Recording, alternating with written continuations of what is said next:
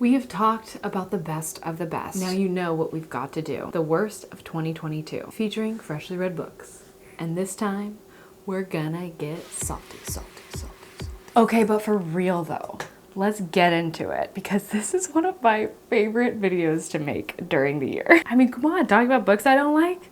Does that make me sound really negative? I used to really hate when I would happen upon reading a book that I didn't like because I had no outlet or like no way to talk about it with other people unless I happen to have somebody in my life that had read the same book. But now I have this channel as an outlet and other people that can share their opinions on the same book, whether that be an agreement or disagreement. It's gotten to the point where I sometimes get excited about the possibility of like disliking a book while reading it because I'm like, oh, at least I can talk about this in a video. And no, I will not reflect on what that says about me. Reflections are for my goals video and I will have none of it now. For now, we put these books on the stand and then we send them all to book jail to live out the remainder of their days. Pages wilting, spines cracking, collecting musty odors. Went a little bit off the rails on that one. We should bring it back. Despite the dramatics, this list isn't actually all books I hated. Some of them I just didn't like very much, or I found them like disappointing. But I'll let you know where in the list we tip from the not liking to the disliking to the actively annoying. Sound good? Great, then let's get into it. At number 10 is 2001: A Space Odyssey by Arthur C. Clarke. Now hear me out, sci-fi fans. This book sucks.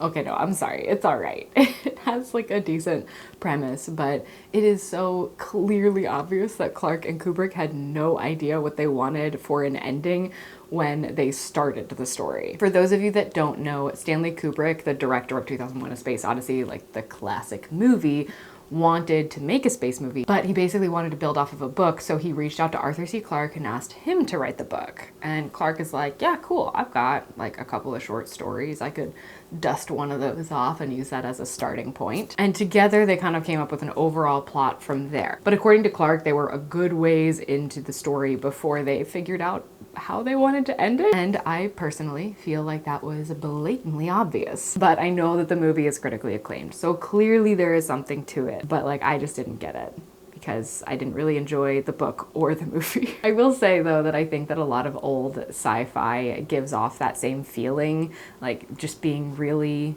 aimless. So book number 9 is The Word is Murder by Anthony Horowitz. This was a murder mystery inspired by Sherlock Holmes. It's about a detective and the story is told from his acquaintance's perspective, who is an author writing about the murder, just like our good friend, Mr. Watson, Dr. Watson. Whoa, just took out his doctorate degree. Just one of my favorite book characters of all time. I had a fish named Dr. Watson. But anyways, back to this book. Honestly, I don't even really remember what the story was about. I just remember that the murder was really boring and the whole thing seemed to take way too long. It's a series, so maybe it gets better from there, but I'm not gonna find out because I'm done with it. In 8th place is 9 Perfect Strangers by Leanne Moriarty. This one was more on the disappointing level than the dislike level. I enjoyed the setup, the characters, how they interacted with each other, the setting. So much of this book I was just like cruising through. Even though admittedly the pace was a little slow in the beginning, just like those elements alone kept me going. But the follow through was so meh. Just like mountains and mountains of meh. However, I know for sure I'll be reading more from this author because of the things that I mentioned that I enjoyed about the beginning of this book. And then in 7th place is Things My Son Needs to Know About the World by Frederick Bachman. I feel a little weird putting this one on the list because I knew going into it that it just like wasn't meant for me. It's definitely a father to son type of book. And I'm not a father or a parent at all for that matter. And I'm also not a son. And this book was written quite some time ago, so as most nonfictions do, it suffers from the mere passage of time. Some of the items that are talked about feel very gender specific, and while I think Bachman, for the most part, is like very open-minded, some other ways I think he still has a little bit to go. But again, he very well could have changed his mind about some of these things since the time that he wrote this book. It was quite a while ago. Okay, I would say at this point in the video, this is where we get into the books that I actively didn't like. I think some of these I still felt like a little okay with at the time of reading them, but then as time went on, I had just like a new perspective on them that wasn't particularly favorable. Some of them I felt like were okay at the time, and now I'm just like, no, they weren't. They just weren't though, were they? With that being said, in sixth place is 56 Days by Catherine Ryan Howard. This is a thriller mystery book set at the beginning of COVID.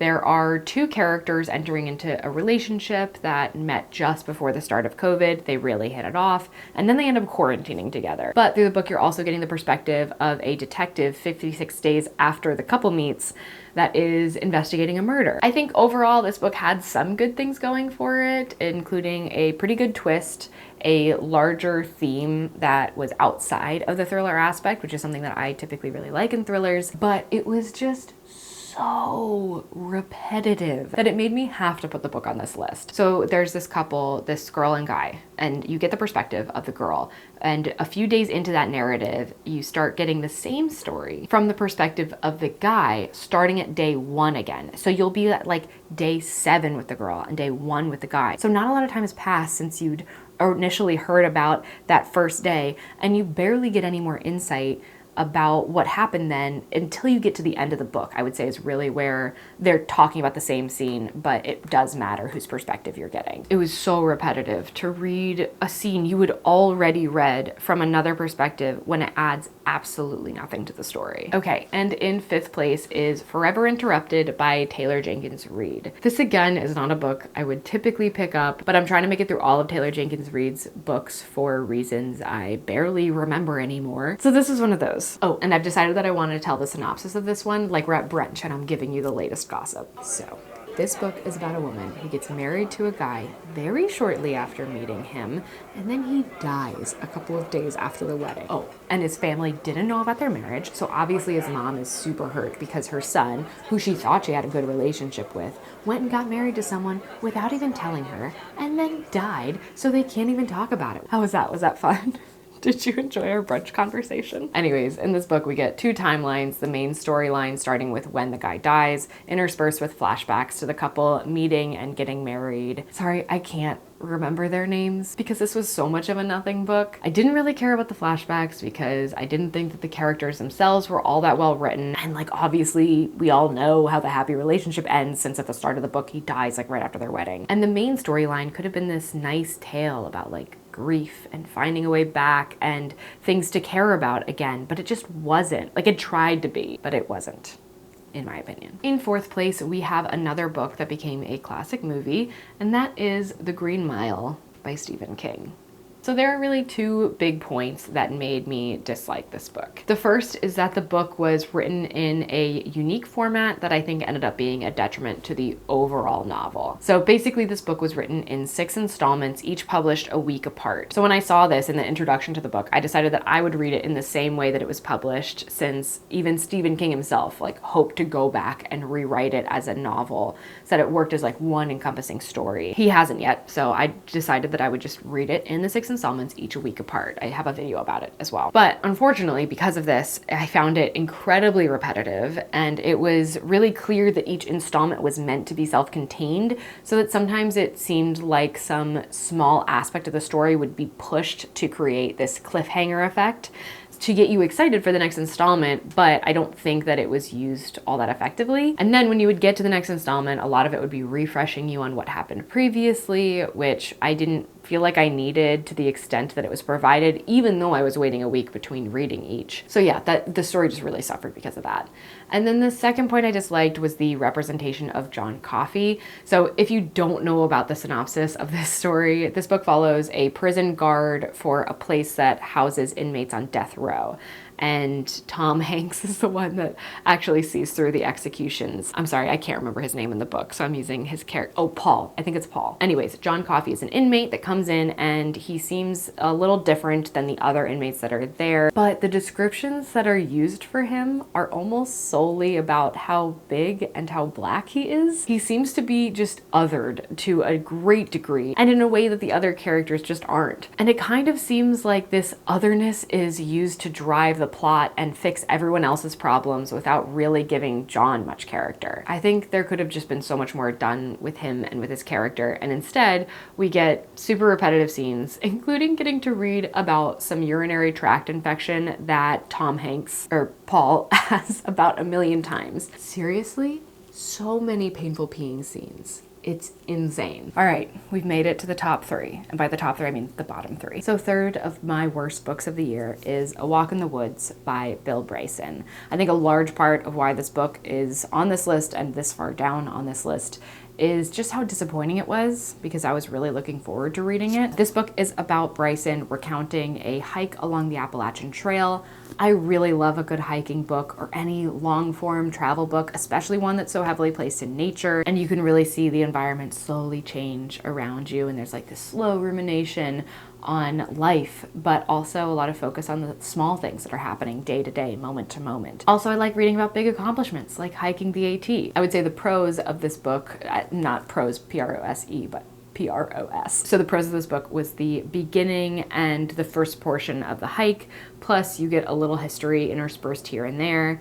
And then the cons, I didn't like Bill Bryson's humor and I didn't find it all that funny, which is what people generally say about him when they compliment his writing, is that he's funny. But his humor just seemed to come at the expense of others. Like an overwhelming majority of it was making fun of other people around him, and it made him come off very condescending, even though he would fully admit he didn't know what he was doing a lot of the time. And then the way that he would describe conversations made it sound like he was kind of a jerk. And he was writing it. Like, make yourself sound better. And then, of course, to put the nail in the coffin, he didn't actually hike the entire Appalachian Trail, or even half of it.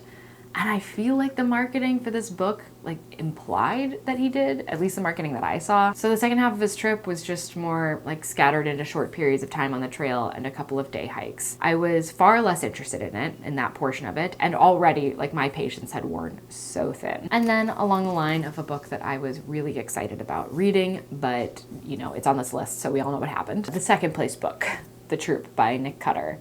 I mean, wow, did I not like this book. So like I said, this has been an anticipated read for me, but to be fair, it might be a little bit my fault because I wasn't sure how I would feel about horror, but I thought that it would translate well because I really like thriller books. So it could be my bad, because one of my biggest gripes about this book was just the sheer amount of gore and animal abuse in it. Like, it was truly awful. I can't believe that I actually finished it. I'm not even sure why I did, honestly. Oh, I should say what it's about.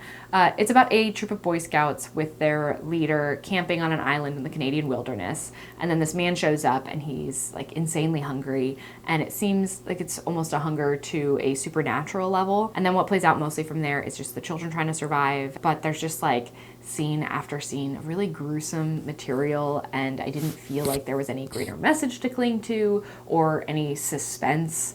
And so I just cared so little by the end of this that I felt numb. Not to mention, I don't think the ending was anything great, but maybe it was just because I had that numb feeling that I didn't care for it. And then finally, in first place as my worst book of the year is The Seaplane on Final Approach by Rachel Rukeyser. I don't know how to pronounce that one. I'll be honest, I DNF'd this one, but I did read the majority of it. And I also looked at reviews to make sure that I wasn't missing anything that would even slightly change my mind about how I feel about it. But I just could not, in good conscience, waste my time and put myself in a bad mood by reading the rest of this book. Because not only was it bad, but it was boring and bad. The absolute worst combination. Like, if you're gonna be bad, like, at least have something fun about it, you know? This book is about a young girl who works at a wilderness lodge in Alaska. She is weirdly obsessed with two things: her cousin and the word sleazy. So her cousin was basically the only male figure in her life, at least that we know of, while she was going through puberty. And so she ends up seeing him in a very uncousinly way, if you catch my drift. But he does leave the story pretty quickly after entering it.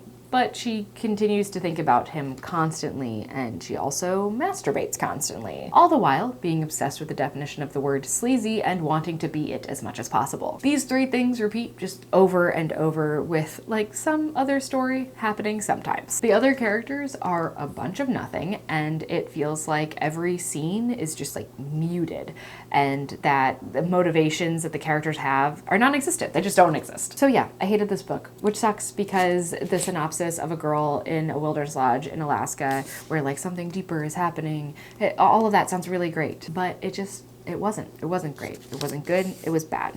It was bad and I did not like it. Don't read this book. And there you have it, my worst books of 2022 list. I will say, while putting together this video, I kind of realized just how fun it is to rant about books, and I think that in 2023, I'm actually going to seek out some bad books. Fun bad, not boring bad. Think like Twilight as an entertainingly bad book. Like, it's so bad that it's hilarious. So if you have any suggestions for books like that, please do let me know. Preferably not from like small or self-published authors, because I don't want to rant about somebody who doesn't have the resources that other authors have to make a good story. Anyways, what's the worst book you read this year? Let me know in the comments, and thank you so much for watching. I hope you enjoyed it, and if you did, consider subscribing as I upload new videos every week. And next week's video, I believe, is going to be the Big Books Reading Challenge for 2023. So I will see you to talk about those.